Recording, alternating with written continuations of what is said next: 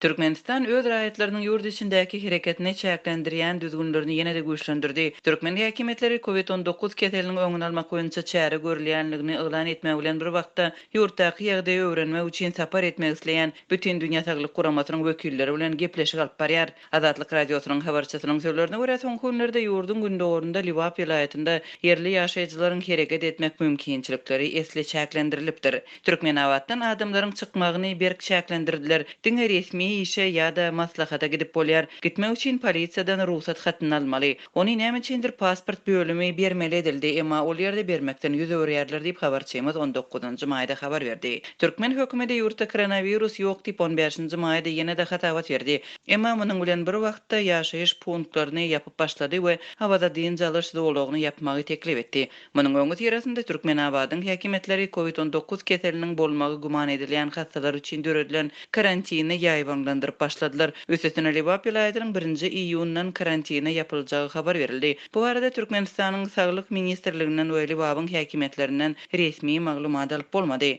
Türkmenistanda koronawirusyň ýaýramagynyň öňüni almak boýunça hereketleriň aktivleşmegi Bütün Dünýä Saglyk Guramasynyň ýurtdaky ýagdaýy öwrenmek üçin öz wekillerini ýollamak planlaryna gabat geldi. Türkmen häkimetleri dünýäniň tas ähli ýurtlaryna ýaýran keseliň ýokdugyny aýtmagyny dowam etdirýärler.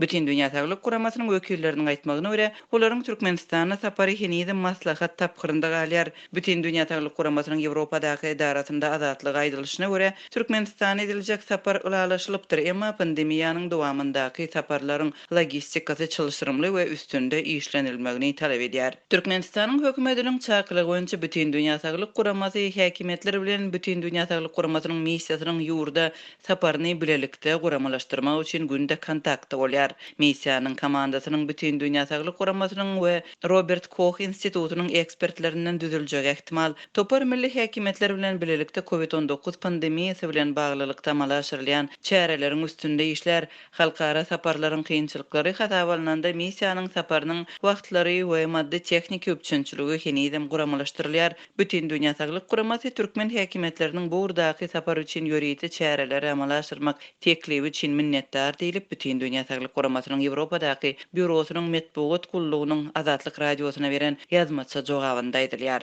8-nji maýda Türkmenistanyň Daşary işler ministrligi Bütün Dünýä Saglyk Guramasynyň resmi toporuny kabul etmäge taýýardygyny ma'lum etdi.